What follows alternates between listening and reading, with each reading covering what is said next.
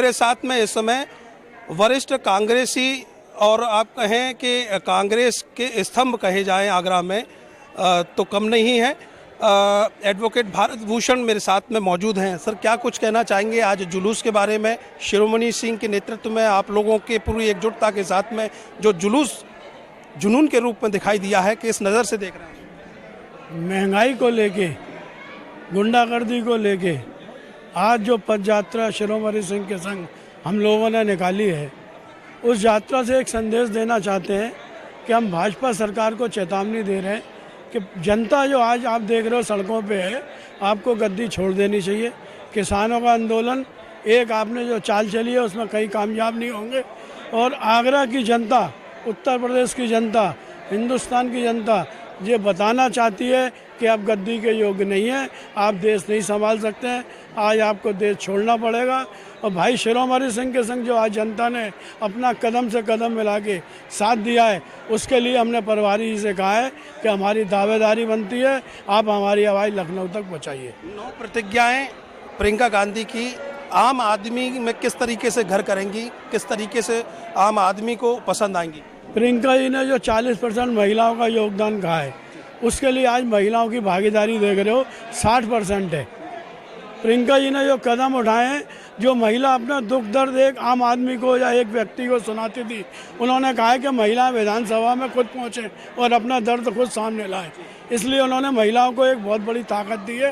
हिंदुस्तान की ताकत आने वाले टाइम में महिला एक बहुत बड़ी शक्ति होगी। 3 सिलेंडर की आप बात कर रहे हैं, बिजली बिल सबका हाफ, कोरोना काल का बकाया माफ़।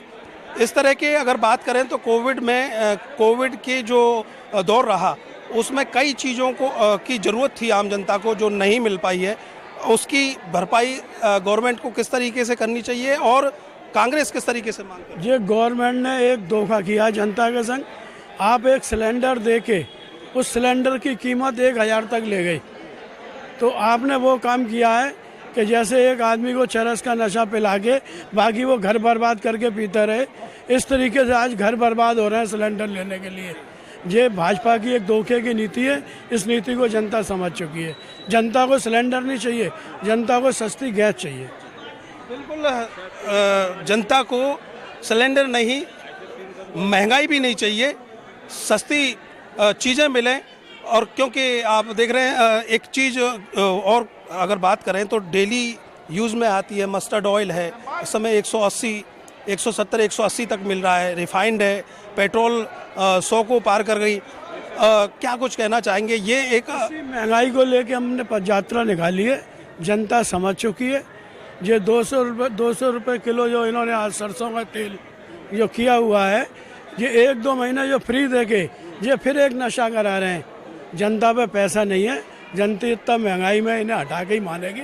आने वाली सरकार महंगाई कम करेगी, जनता उसके साथ रहेगी। आपको लगता है कि उत्तर प्रदेश में इन्होंने 10 रुपये कम किए हैं, जो कम हुए हैं पेट्रोल पर, अन्य प्रदेशों में नहीं हुए हैं अभी, तो ये सिर्फ चुनावों को देखते हुए ये कम हुए? ये सिर्फ एक हिमाचल का चुनाव और अन्य जो चुनाव हुए हैं उसमें कांग्रेस को जो सीटें मिली हैं उसको लेके इन्होंने 10 रुपये घटाए। जनता इन सबको जानती है, जनता अब इनके बहकावे में नहीं आएगी। बिल्कुल साफ तौर पर कहना है एडवोकेट भारत भूषण जी का कि जनता सब कुछ समझ रही है। जनता को महंगाई नहीं चाहिए, ज़मीन पर काम चाहिए, लोगों को एक आम तरीके से, जिस तरीके से सुचारू रूप से एक रोज़गार मिलना चाहिए, जो चीज़ें डेली यूज की हैं वो सस्ती मिलें, इस तरीके की चीज़ें चाहिए, इस तरीके के कानून भी चाहिए।